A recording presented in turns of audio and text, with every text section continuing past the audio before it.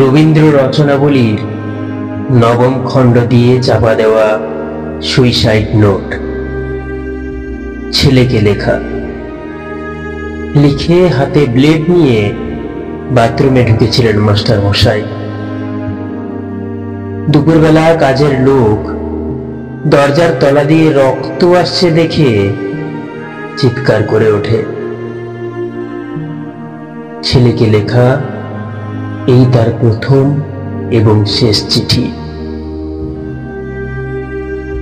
অরণি, আমি বিশ্বাস করি সন্তান পবিত্র জলের মতো। যদিও তোমার সঙ্গে আমার সম্পর্ক ভালো নয়, তবু তোমাকেই লিখে রেখে যাই। গত 2 বছর তোমার মায়ের চিকিৎসা বাবদ আমার যৎ সামান্য সঞ্চয় আপাতত নিঃশেষিত। চিকিৎসার ব্যয়ভার আমি আর নিতে পারছিলাম না। জীবনে তোমার টাকা ছুঁইনি, মরেও ছোঁব না। আমি আজীবন ছাত্র পড়িয়েছি, জ্ঞানত কোনো অন্যায় করিনি।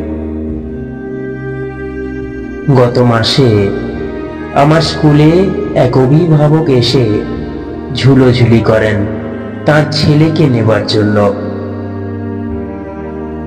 আমি প্রথম দিন ফিরিয়ে দিই, দ্বিতীয় দিন ফিরিয়ে দিই, তবে তৃতীয় দিন পারি। তিনি আমাকে একটা বড় খামে 30,000 টাকা দিয়ে চলে যান।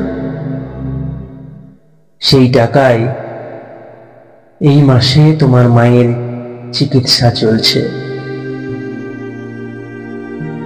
জানি না তিনি বাড়ি ফিরবেন কিনা কোনোদিন। ফিরলে বলো, পৃথিবীতে আমার বেঁচে থাকার অধিকার চলে গেছে। ইতি বাবা। যখন সারাটা দেশ দাঁড়িয়ে আছে ঘুষের টাকার উপর, তখন রবীন্দ্র রচনাবলী দিয়ে চাপা দেওয়া একটা সুইসাইড নোট। হাসপাতালে গাছের তলায় গা ছমছম করছিল। এগিয়ে গেলাম সাদা কাপড়ে ঢাকা মাস্টার মশাইয়ের দিকে। একটু বেরিয়ে থাকা পা দুটোর দিকে। ওই একটু বেরিয়ে থাকা পা দুটি যেন ভারতবর্ষের শেষ মাটি।